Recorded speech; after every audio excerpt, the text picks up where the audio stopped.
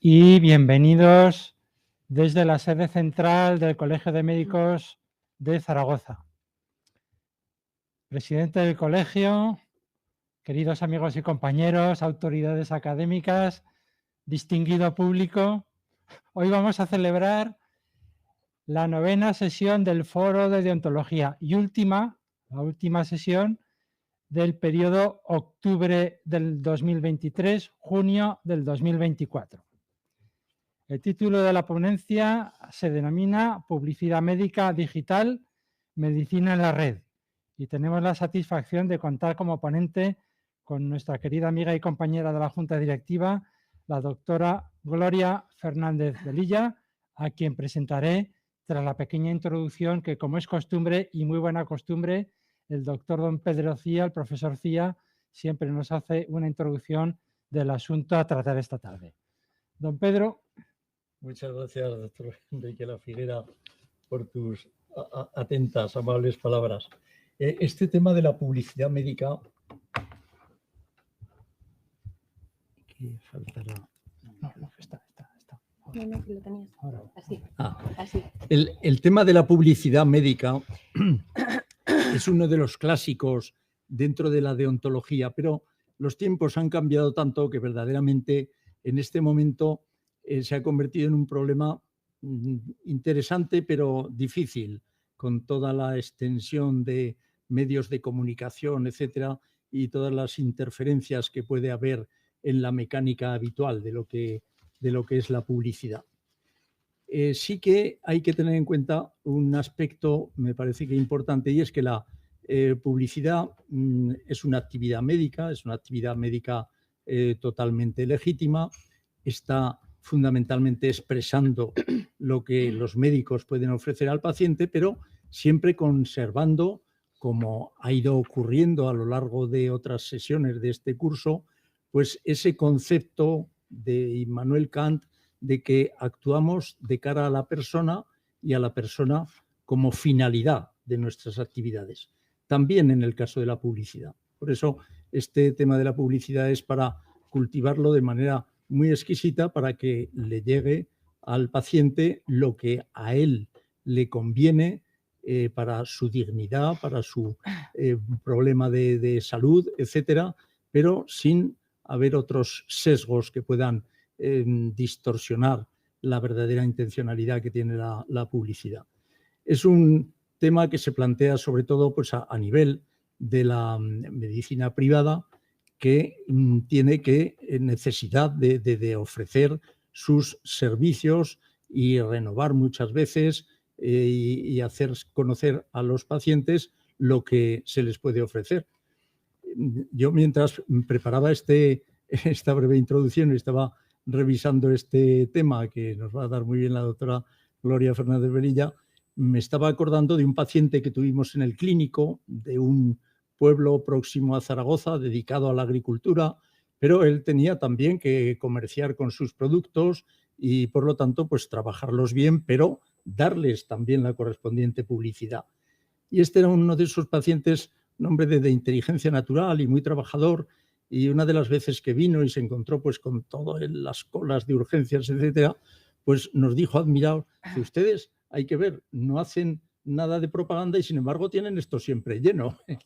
Lo veía con admiración, algo que no ocurría en su negocio, donde había que trabajarse cada artículo y cada venta.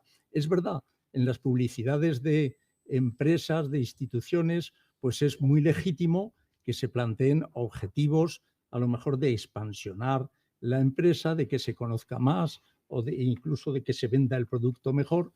Pero aquí en el caso nuestro la deontología va un paso más allá y dice, no, aquí la finalidad es la persona. En el caso de una empresa, pues puede tener tendencia a promover las emociones del cliente para que compre aquello y todo eso es muy legítimo y es muy normal, pero nosotros en este sentido tenemos que tener un especial cuidado, ya digo, de que se siga conservando la persona como fin último de nuestra actividad, también en el tema de la publicidad como en otras actividades del ejercicio médico. Y por lo tanto ya podéis comprender que con todo el desarrollo de técnicas de la informática y de la comunicación y todas las ventajas enormes que hoy tenemos, pues se obliga a un verdadero galope ético detrás de las realidades para ir encuadrando todo en unos marcos éticos que al fin y al cabo la ética es la base de donde emana después la deontología. Bueno, pues esto es lo que les explicará muy bien la doctora González Velilla. Yo ya conozco algunas cuestiones de las que va a tratar y me parece que el tema va a ser interesantísimo.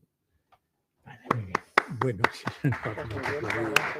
Bueno, para los que se acaban de incorporar, el tema de hoy es la publicidad médica digital, la medicina en la red, un tema muy interesante e inquietante a la vez.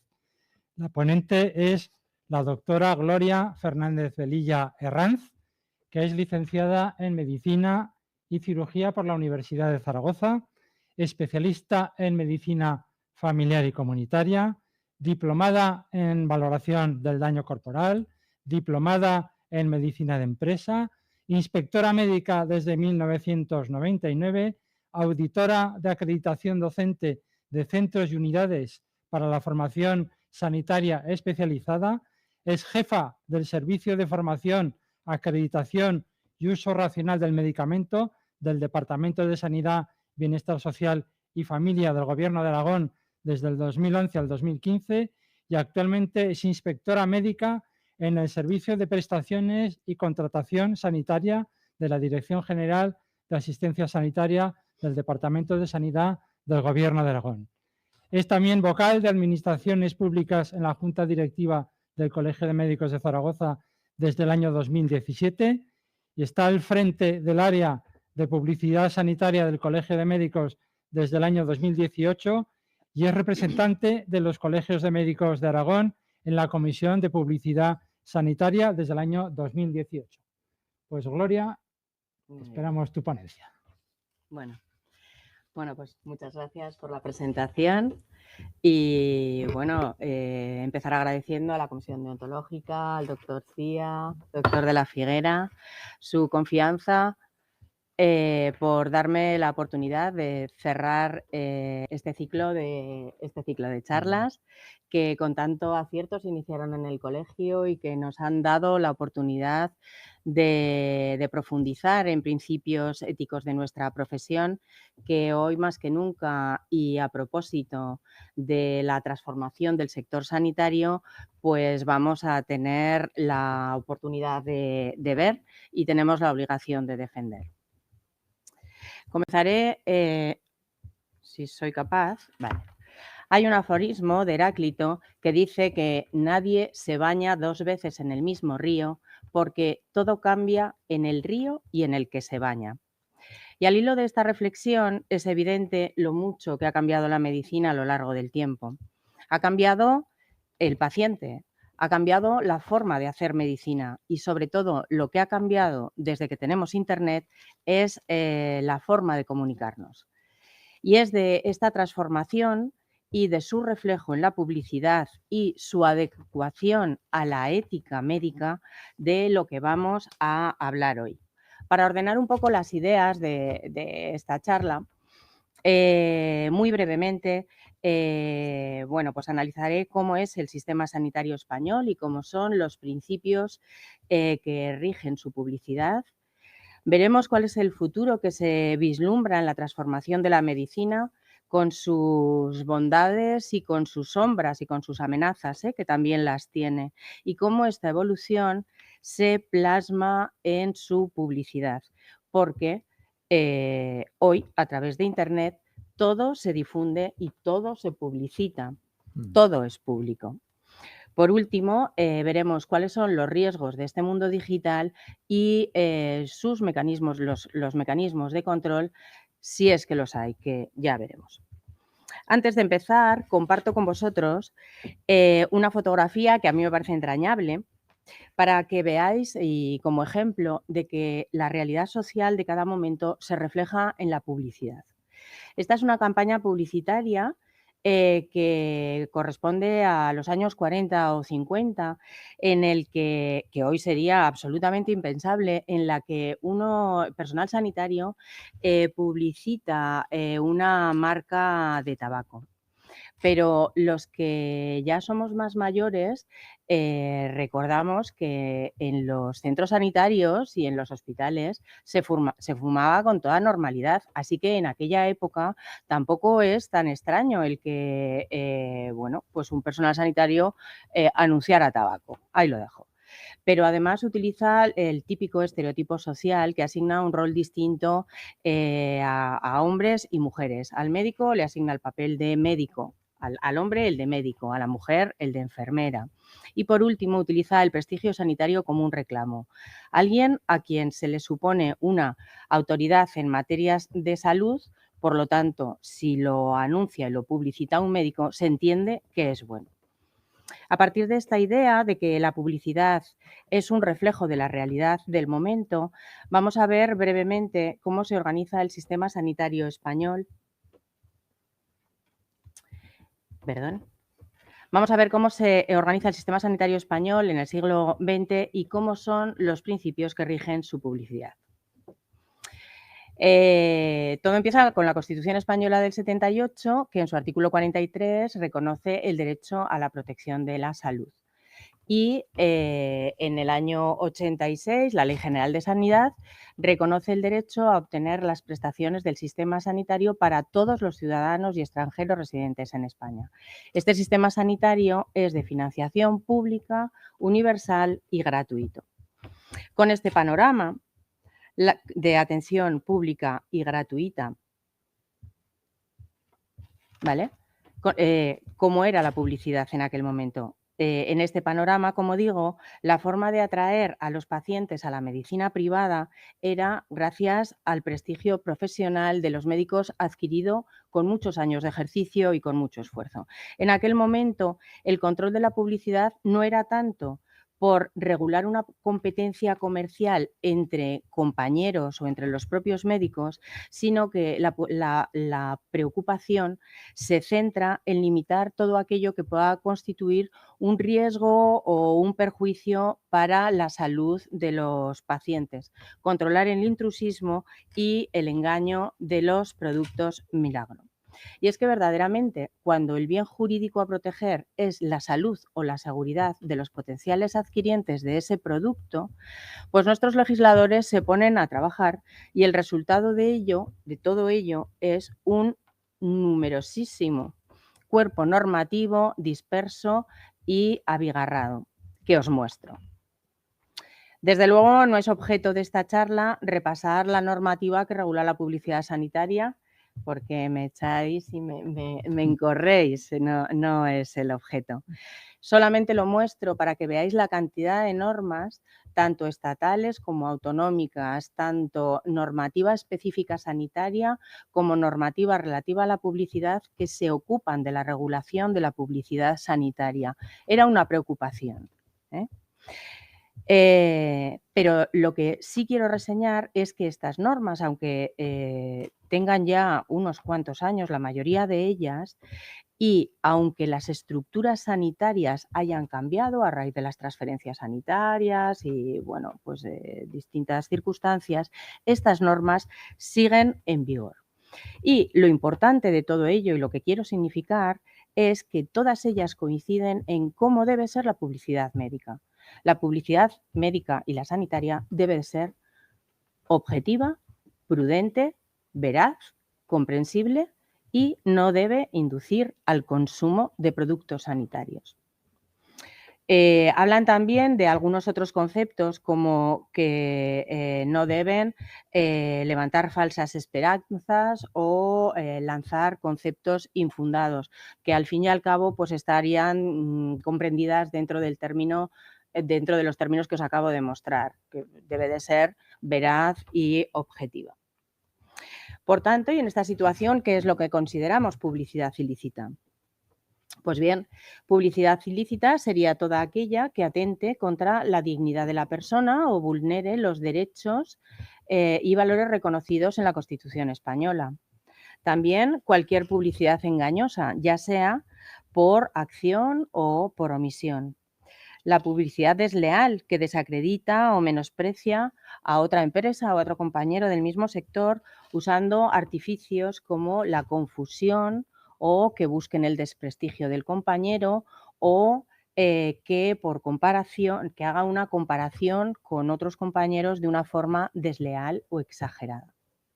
También es publicidad ilícita y, por tanto, no sería, es deontológicamente reprochable la publicidad agresiva, aquella que utiliza el acoso o la coacción de una forma desmedida que coarte de alguna manera la elección libre de las personas. Y, por último, hace referencia a la publicidad subliminal. Es aquella que transmite mediante sonidos o distintos estímulos por debajo del umbral de conciencia y por que transmite el mensaje que se pretende difundir. Pues bien, esta es la situación de partida y a partir de aquí vamos a ver cuál es el escenario actual, qué es, de qué estamos hablando cuando hablamos de la transformación del sector sanitario. De lo que estamos hablando es de la transformación digital del sector sanitario, lo que significa la integración de la tecnología digital en todas las áreas de la organización. Esto, por supuesto, supone un cambio de cultura en todo el sistema sanitario. Hablamos del Big Data y la inteligencia artificial y con ello estamos hablando de la gestión de enormes cantidades de información que está generada a partir de los propios pacientes, obtenida a través de las historias clínicas electrónicas, dispositivos de telemedicina, pruebas clínicas o determinaciones genómicas que, una vez procesados con tecnología de datos, facilita la asistencia sanitaria. Por eso hablamos de medicina de precisión, utilizando datos genéticos, moleculares o ambientales y otros condicionantes sanitarios, podemos personalizar tratamientos y mejorar resultados. O de medicamentos de terapia avanzada, que incluye pues, la terapia génica, la terapia celular o la ingeniería tisular. También de nuevas formas de diagnósticas. Con la inteligencia artificial, un ordenador podrá ser más eficiente, por poner un ejemplo, que profesionales muy experimentados pues, en distintas técnicas de diagnóstico por imagen o muchísimas otras utilizaciones. Y también el uso secundario de todos estos datos permitirá la formulación de políticas de salud y su uso en investigación. Toda esta digitalización también influye en los pacientes. La salud 2.0 es la utilización de las webs en el área de salud que crean nuevas formas de comunicación entre los pacientes entre sí y entre los pacientes entre los médicos. Hablamos de la salud asistida por el móvil, los e-pacientes, que son pacientes que a través de la información obtenida en redes sociales se involucran en el cuidado de la salud, y la creación de comunidades digitales de pacientes a través de las redes sociales. Todo ello permitirá una descentralización de la asistencia, la medicina a distancia, la telemedicina o la telesalud, que permite, mediante la monitorización digital de los pacientes y la atención telemática, pues podremos controlar a los pacientes en tiempo real a través de las TICs. Y todo ello propicia, y ahí es donde quiero llegar, a la aparición de nuevos modelos sanitarios. Profesionales con competencias específicas que les diferenciarán de otros compañeros. Centros sanitarios con tecnología de vanguardia que marcarán también un punto diferencial con otros centros de su competencia. Y el branding, la creación de una marca profesional con identidad propia que busca darle credibilidad y, sobre todo, busca una especificidad en el profesional, una singularidad, diferenciarse de otro.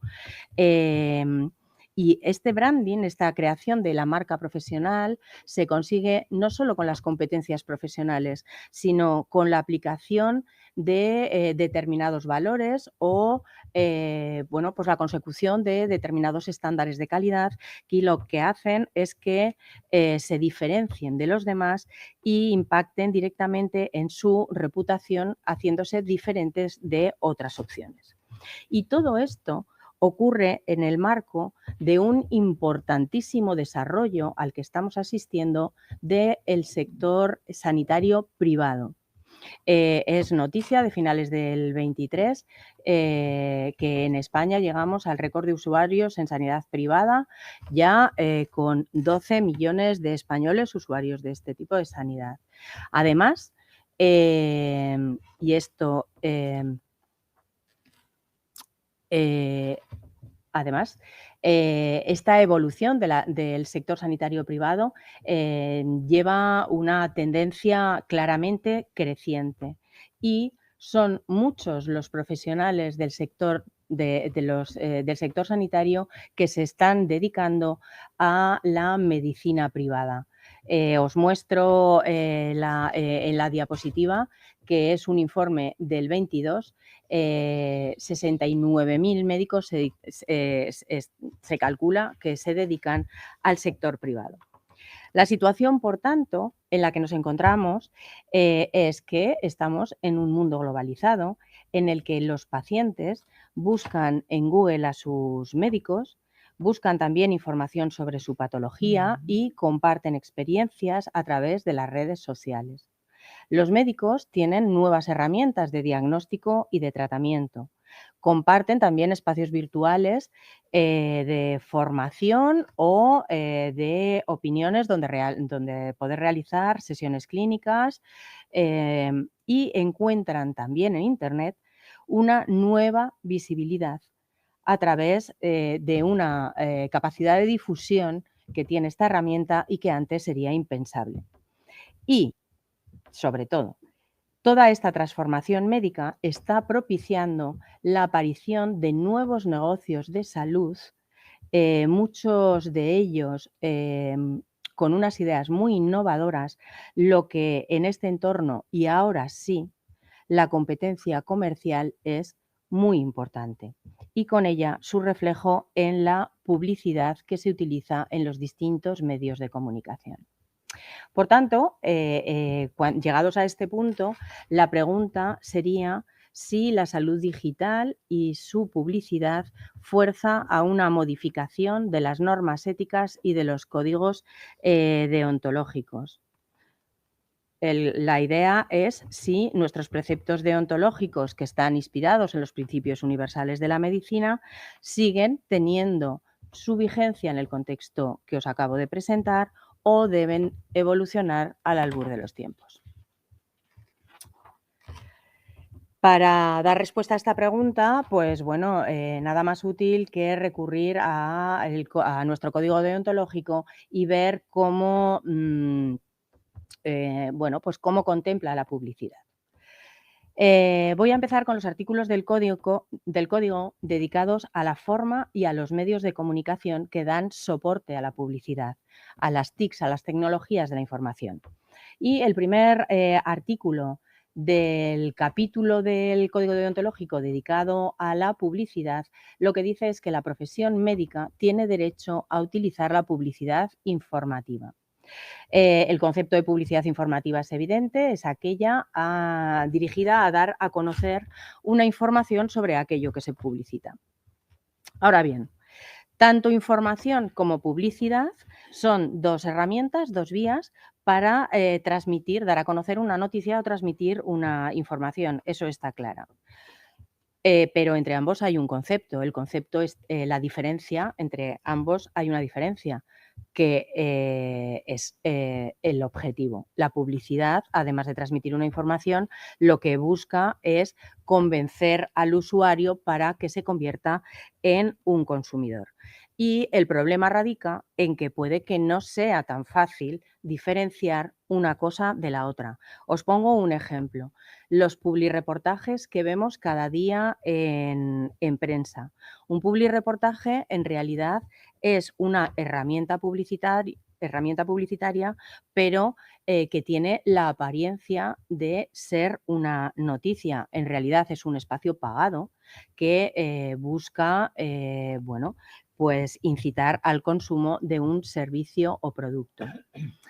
Y otro de los relacionado con este derecho a la publicidad informativa, otro de los aspectos son los espacios y noticias patrocinadas en Internet, en Google, en las que las empresas pagan o utilizan determinadas estrategias de marketing para aparecer los primeros en las búsquedas en Internet. Esto, claro, da la falsa apariencia, la falsa sensación de que al aparecer los primeros son los más importantes o los de mayor calidad. Porque hoy todo lo más importante de lo que se trata es de posicionar las páginas web, aparecer los primeros en una página web. El segundo artículo que voy a hacer mención del Código Deontológico es relativo a los medios de difusión y dice que el médico puede comunicar información sobre sus actividades profesionales a la prensa y a otros medios de difusión no dirigidos a médicos. Y aquí sí que me voy a detener en una forma muy útil de utilizar los medios de difusión, que son los influencers en salud. Son profesionales sanitarios que comparten información de utilidad rigurosa, que está basada, bueno, pues en su saber o en su experiencia profesional y cuyo fin es ejercer una labor pedagógica con la divulgación de contenidos sanitarios de calidad y fiables y ayudando de esta manera a controlar los bulos y las falsas noticias. Os pongo el ejemplo de un compañero que salió en Redacción Médica recientemente y que se hace llamar Marius Lecker y que tiene en Instagram y TikTok nada más y nada menos que 350.000 seguidores y bueno, pues hace una magnífica labor. Otro de los artículos, perdón. Aquí voy a hacer una mención especial antes de seguir con los artículos referidos a la publicidad, porque nuestro código deontológico introduce como una novedad un capítulo específico a la telemedicina y a las TIC. Y en relación con la utilización de los medios de difusión, hay que tener en cuenta que cuando nos presentamos en redes sociales como médicos, tenemos las mismas obligaciones que cuando estamos hablando con un paciente o fuera del entorno de las redes sociales. Por tanto, tenemos obligación de respetar la confidencialidad y el secreto médico, evitar el consejo médico directo a pacientes virtuales cuando no estemos seguros de que estamos en un entorno controlado, ¿vale? O sea, tenemos que saber a quién y de qué manera estamos dando ese consejo médico. Estamos obligados a mantener una imagen profesional adecuada tanto en la apariencia como en la forma de comunicarnos y a mantener una actitud responsable sobre la información médica difundida en las redes sociales.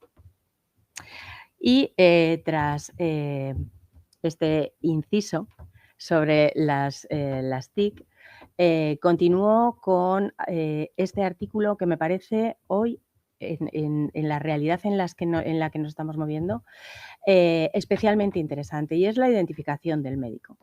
Cuando un médico ofrece sus servicios a través de anuncio, estos tienen que tener carácter informativo, ya lo hemos visto, pero tienen que recoger sus datos de identidad, número de colegiado y especialidad inscrita en el colegio.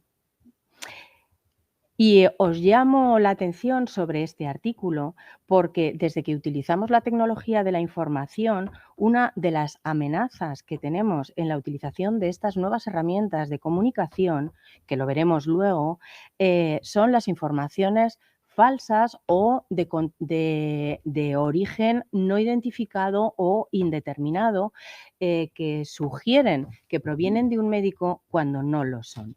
Por ese motivo, toda la información que provenga de un médico debe de estar identificada como tal para poder, bueno, pues para darle esa credibilidad.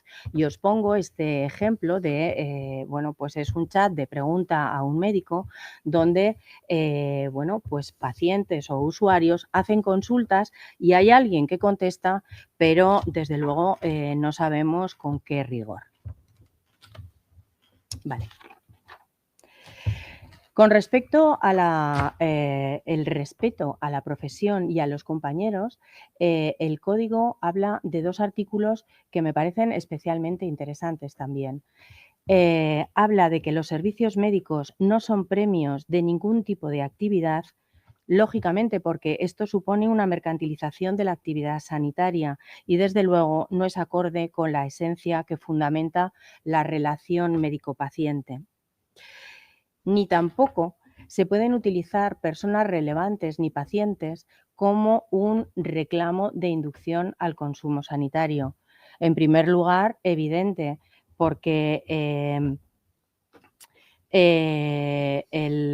no es ética la inducción del consumo sanitario, pero es que además establecer esto significa establecer una comparación con otros profesionales de una forma tendenciosa y poco respetuosa, que de alguna manera o de una forma indirecta menosprecia el buen hacer de los compañeros. Os pongo un ejemplo de un artículo que salió en El Mundo ya hace unos años, que habla de la lista más esperada de los cirujanos plásticos más famosos, porque eran los médicos que habían operado a personas famosas como Lola Herrera, Sara Carbonero, etcétera, ¿vale? Y por último, el resto, y ya terminando con la revisión del capítulo dedicado a la publicidad en el código deontológico, el resto de los artículos hacen referencia al contenido del mensaje publicitario, que lógicamente, y como no puede ser de otra manera, tiene que respetar y tienen que ser coherentes con la ética profesional y con los preceptos legales que os he mostrado al principio de la charla. Hablan del respeto a la dignidad de las personas y de la profesión médica. Habla del respeto a la libre decisión del paciente, puesto que la publicidad debe de encontrar un equilibrio entre dar a conocer los servicios que un profesional está capacitado para realizar y la información que el paciente necesita para elegir libremente. Por supuesto, ya lo hemos visto antes, no debe inducir a error, debe de mantener el respeto de los principios informadores de la publicidad que hemos comentado, debe de ser objetiva, prudente y veraz, no puede ser ilícita, lo hemos visto antes, lo que se consideraba como publicidad ilícita, ni difundir conceptos infundados o engañosos. Así pues, vuelvo a la pregunta de si, a la pregunta que hacía al inicio sobre si la salud digital y su publicidad fuerza una modificación de nuestras normas éticas. Mi opinión personal, y esto ya es opinión, mi opinión personal es que no. La digitalización y la tecnología de la información cambia el marco y cambia la forma de comunicarnos, pero no cambia el fondo. Los principios que rigen el buen hacer médico siguen siendo los mismos y las innovaciones en salud digital son un apoyo y no un reemplazo de la actividad del médico. Y en este sentido se manifiesta también el director general de la OMS, que dice que es fundamental aprovechar el potencial de las técnicas digitales para alcanzar la cobertura sanitaria universal, como no puede ser de otra manera. Pero añade, al fin y al cabo, estas tecnologías no son un fin en sí mismas, sino herramientas esenciales para promover la salud, preservar la seguridad y servir a las poblaciones más vulnerables. Y os cito una frase, y ya para acabar con este bloque, que me pareció redonda y que refuerza esta idea. Y es que es verdad que hay que insistir en el papel irreemplazable de las batas blancas. Y es una opinión que comparto y que creo que tenemos la obligación de defender. Ahora bien, vistos cómo debe ser la publicidad en el entorno sanitario, vamos a ver por dónde nos vienen los riesgos en el mundo digital. Esto es una declaración del presidente de la Asociación de Derecho Sanitario de la Comunidad Valenciana que hizo en una revista después del último Congreso de Derecho Sanitario y que también comparto y por eso la pongo, que dice que en el mundo de la digitalización en el que todo se anuncia y todo se contrata por Internet, el intrusismo y la competencia desleal en el sector sociosanitario se ha convertido en un problema para los profesionales. Y si no se toman medidas urgentes, me temo, dice él, que puede convertirse en una lacra que acabará no solo repercutiendo económicamente, sino desprestigiando el sector general al privado y al público. Y es verdad porque es mucho lo que nos jugamos en esto, ¿eh?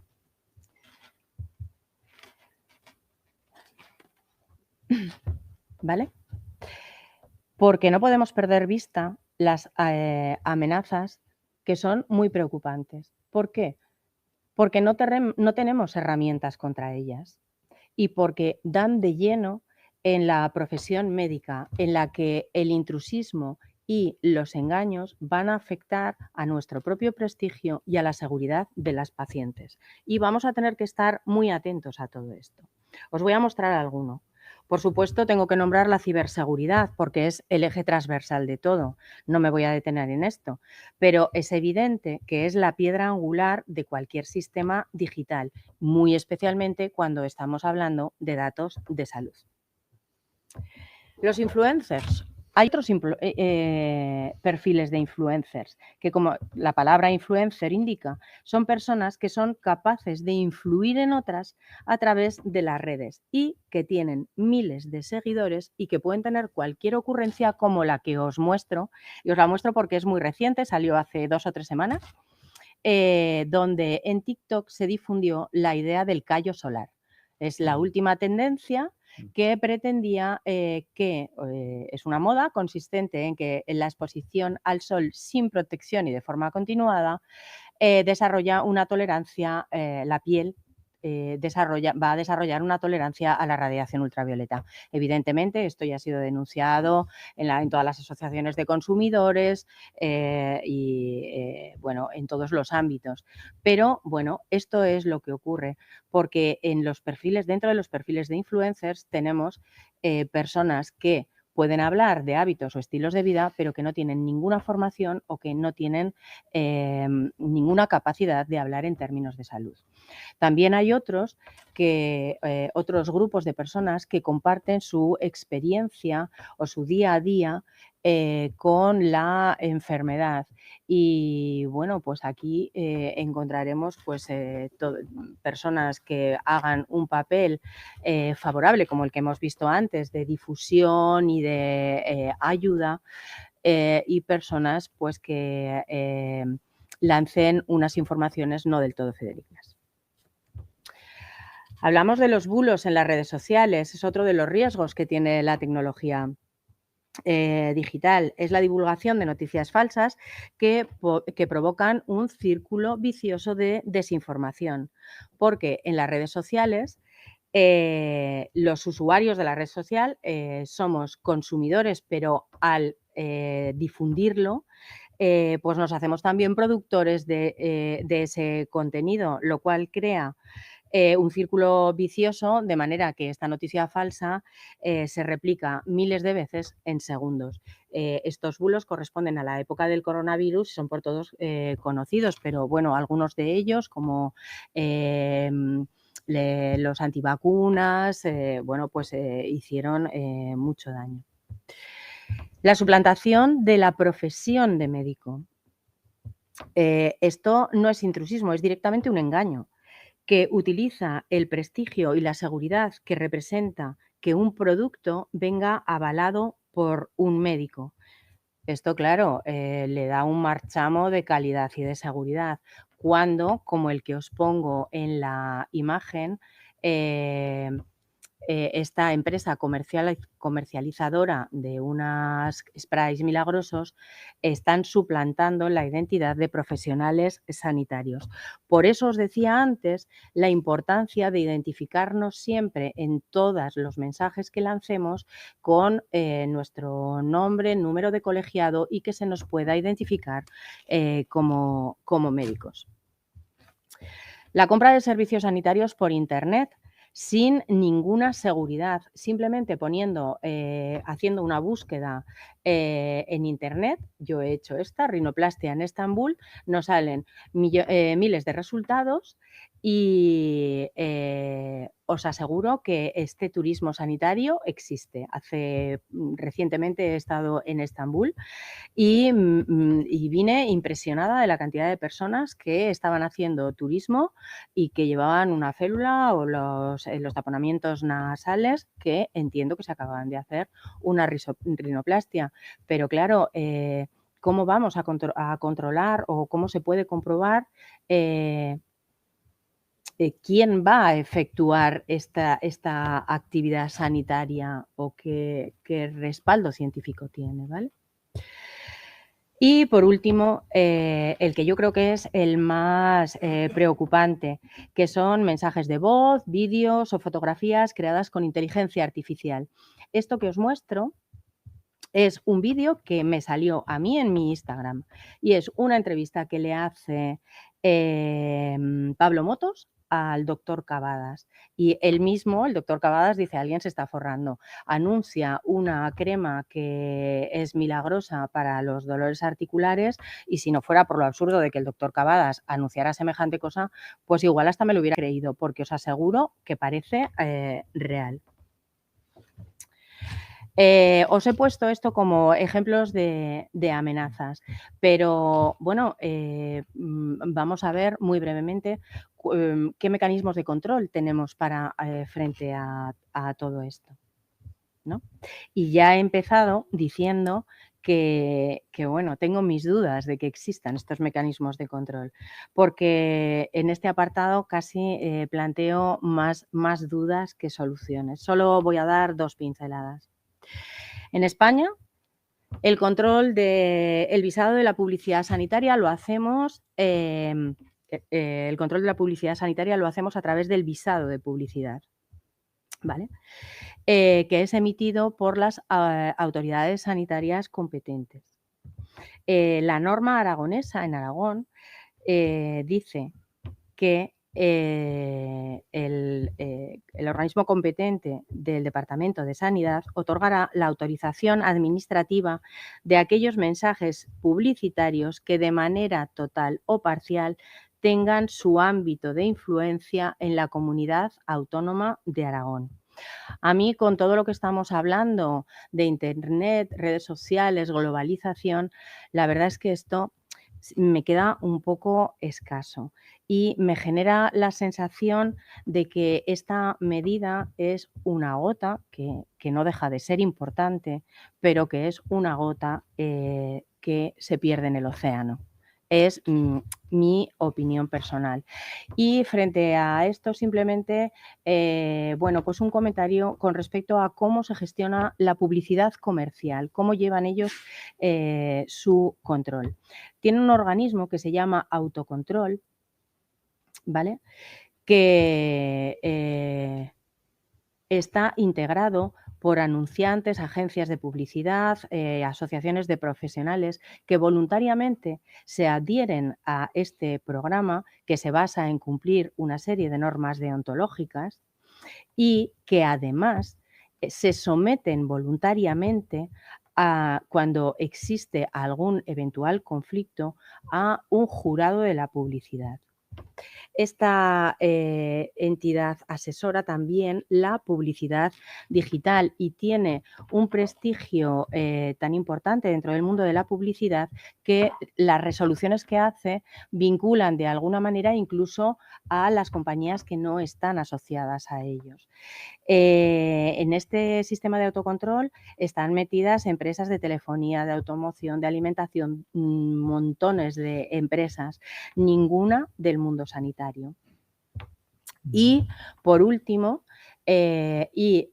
reuniendo ambos mecanismos de control, por dar ideas, porque bueno, creo que tenemos un papel muy importante con las escuelas de salud y las actividades que hagamos en formación de pacientes en las que tenemos que hacer difusión del riesgo que supone para la salud una información fraudulenta en las TIC y cómo saber identificarla.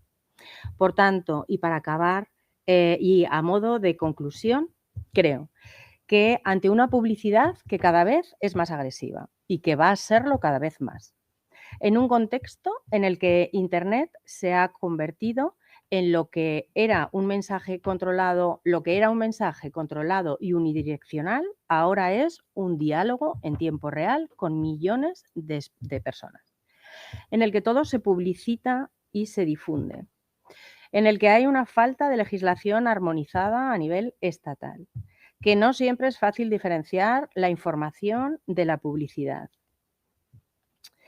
que Internet y las redes sociales dejan una puerta abierta al fraude y que el visado de publicidad es una herramienta un tanto escasa y creo que insuficiente.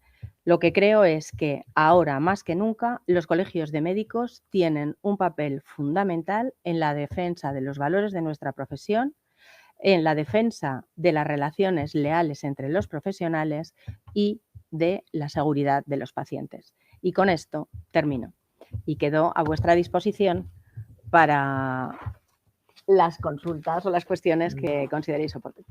Muy bien, muy bien, muy bien. Muy bien. Gracias. Bueno, pues ahora tenemos un tiempo para preguntas. De momento en el chat no hay preguntas.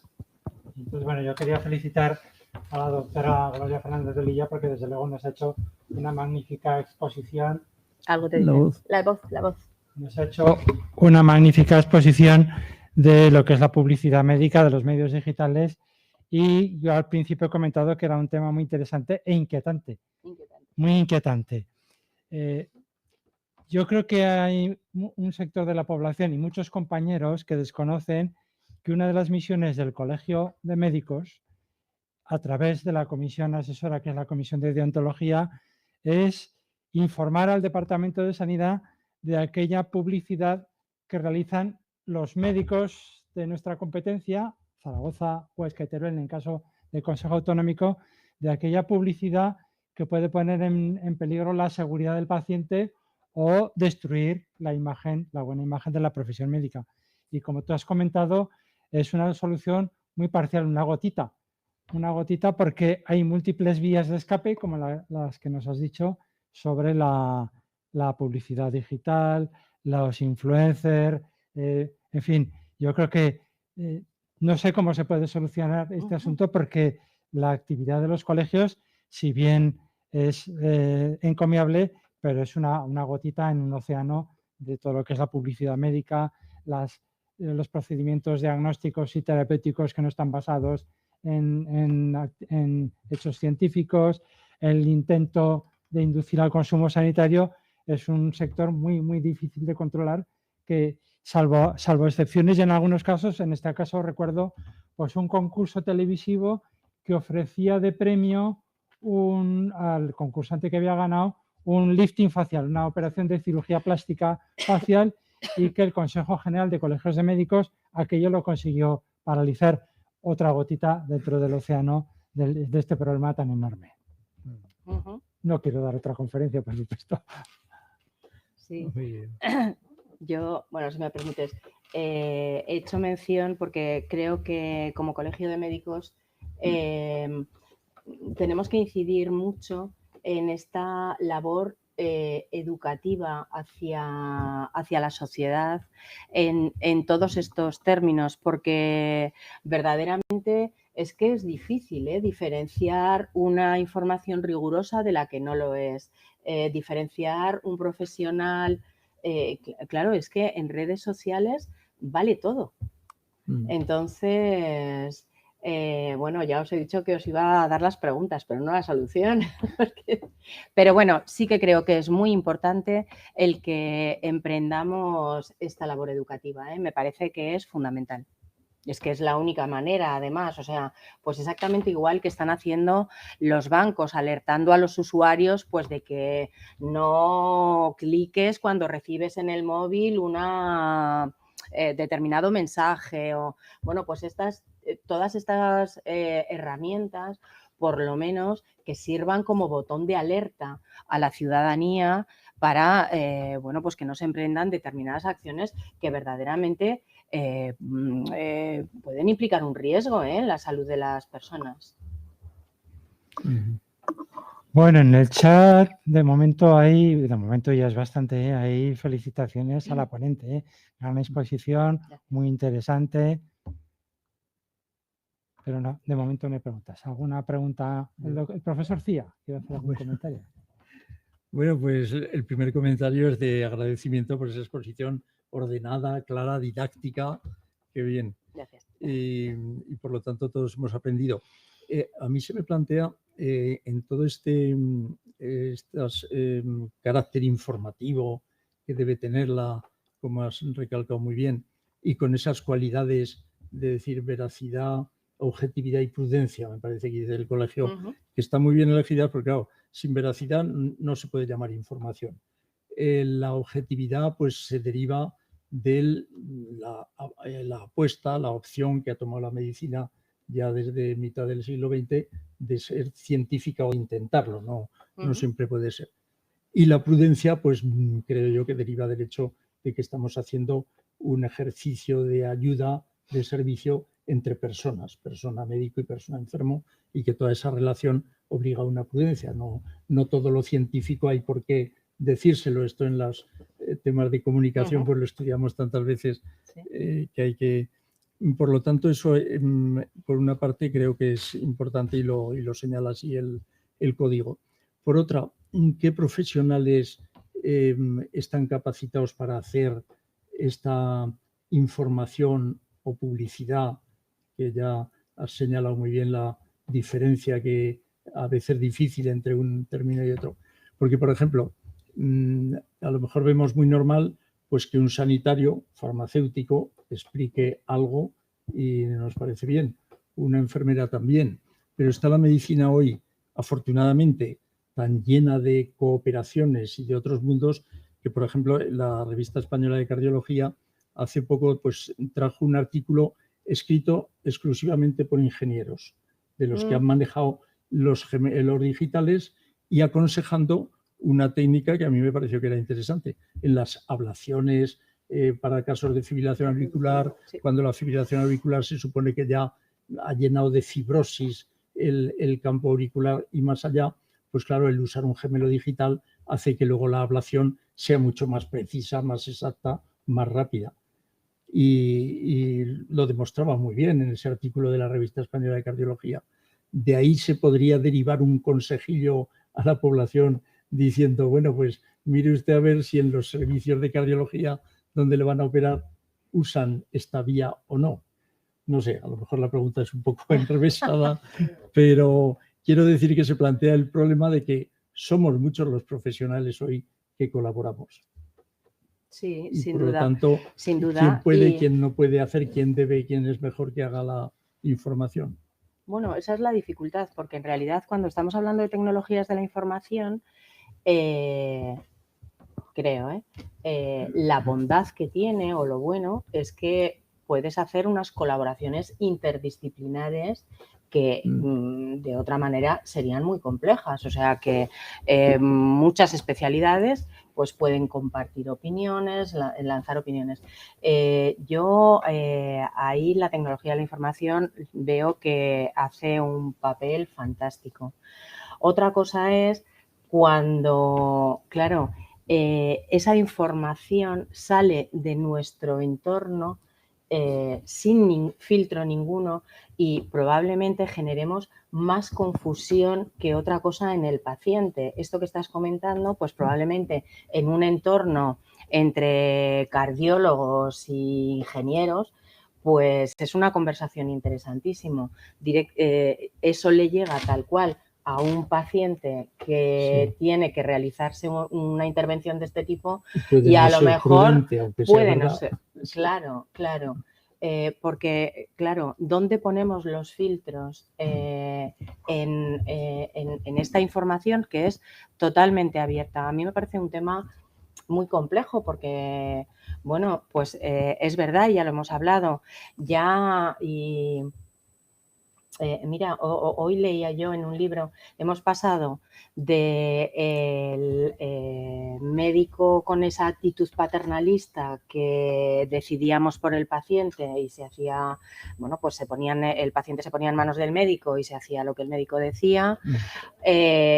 Nos pasamos al otro extremo, que es darle la información al paciente y es el paciente el que decide.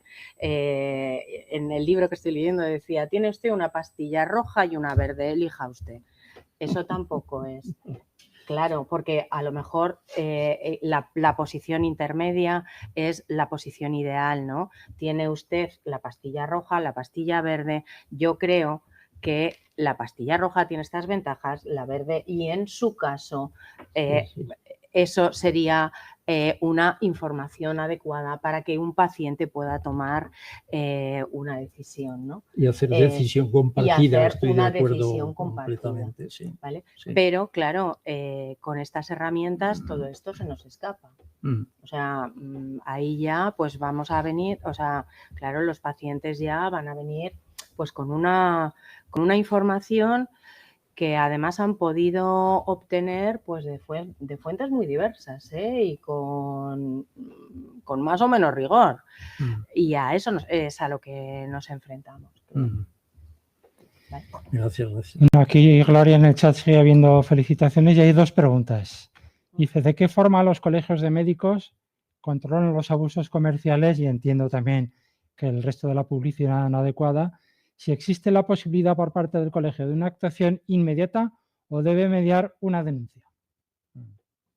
Pues nosotros, bueno, pues depende de la gravedad del hecho, porque hemos tenido situaciones en las que podía haber un claro riesgo para la población, se ha alertado, vamos, y se emprenden las medidas de suspensión inmediata que hagan faltas, pero la competencia, o sea, el colegio de médicos hace ese visado de publicidad, hace ese control de la publicidad, pero el que tiene la competencia de la autorización administrativa de la publicidad es la administración sanitaria, Entonces, pues bueno, nosotros lo que estamos es muy encima. Ha habido charlas, recuerdo una que había un señor que tenía una terapia pues a base de productos derivados de la lejía o esas situaciones que entendemos que pueden poner en riesgo o es una información que le va a llegar a la población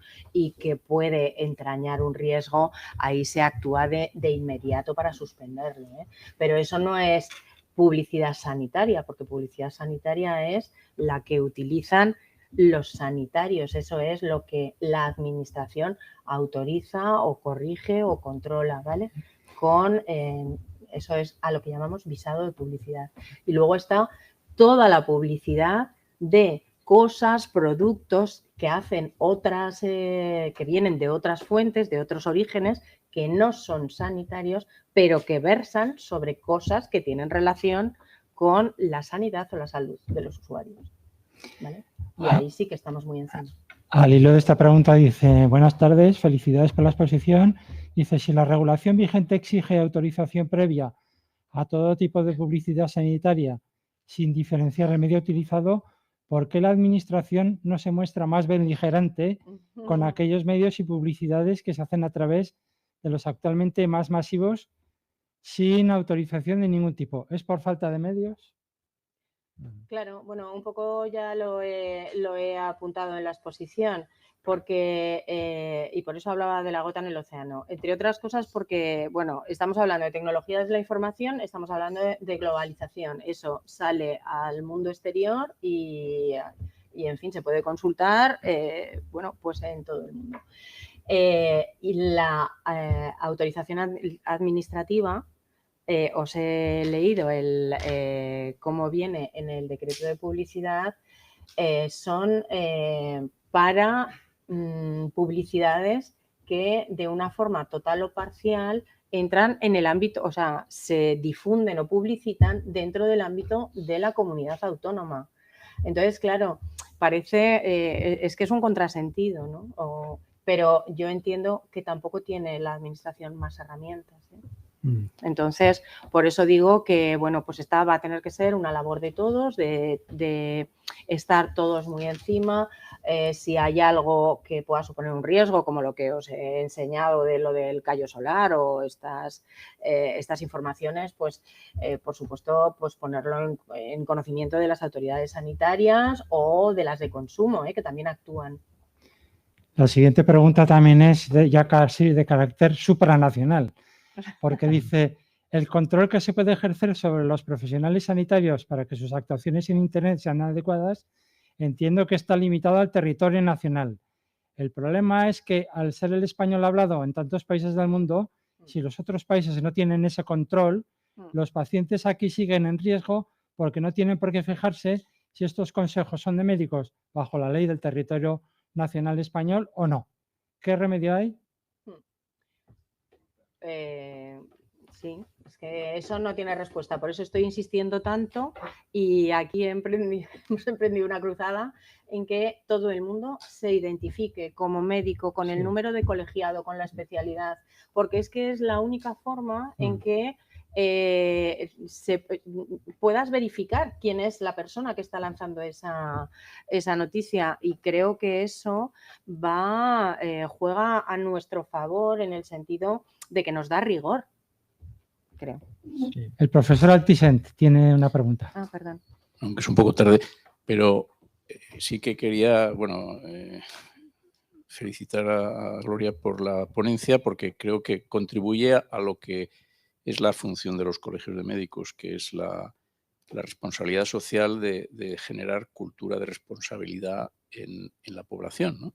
Que muchas veces es verdad que legalmente a veces no se puede llegar hasta donde se quisiera, y porque además eso exigiría a veces, esto es un debate de hace muchos años, que a veces cuando se quiere apretar las tuercas en cuanto a la exigencia en el control de la publicidad, a veces en los colegios se ha dicho, dice, bueno, pero es que, caray, es que vamos a tener que tener una policía prácticamente propia para vigilar. Y eso no es posible, eso no es viable, no es factible, ¿no? Pero sí que yo creo que hay que animarse, como muy bien has planteado tú, a no cejar en fomentar esa cultura de responsabilidad, en hablar y hablar. Lo que antes ha comentado el doctor Figuera sobre aquel programa que se llamaba Cambio Radical. No sé, algunos aquí, los que estamos aquí, la mayoría ya tenemos nuestros años y recordamos perfectamente, porque aquello fue hacia el año 2000 y poco, aquello era un escándalo, porque es que ahí salían cirujanos plásticos haciendo promoción de sus operaciones, daban premios, etcétera. Bueno, pues aquello, como muy bien has dicho, la OMC, bueno, en aquel momento a mí me tocó intervenir ahí, y aquello se paró entre unos y otros, porque hicimos unos informes muy duros contra Antena 3, que era la que hacía el programa, y los pusimos a parir. O sea, y les dijimos que eso era una responsabilidad. O sea, hubo una acción de tipo educativa, etcétera, muy importante, y aquel programa se acabó, se terminó. Y a ver, que no hay que perder el ánimo. Yo creo que es interesante la gota malaya, ¿no? Es trabajar, pues eso, me parece fantástica la conferencia que has dado porque contribuye a mantener el fuego sagrado de este tema, que este es un tema que hay que mantener. En la facultad tenemos que explicarlo a los alumnos, a los colegiados, en la revista hay que procurar darle y venga a darle vueltas y que, a ver, que es verdad que legalmente no se llega a todo, pero se puede hacer mucho, una labor muy interesante. Y creo que se puede. Y lo que hay que hacer es no perder el ánimo. Es decir, de los colegios, yo a veces sí que no lo digo por el Colegio de Zaragoza, pero sí que yo me he quejado de que en algunos momentos algunos colegios han sido un poco, han pecado de omisión.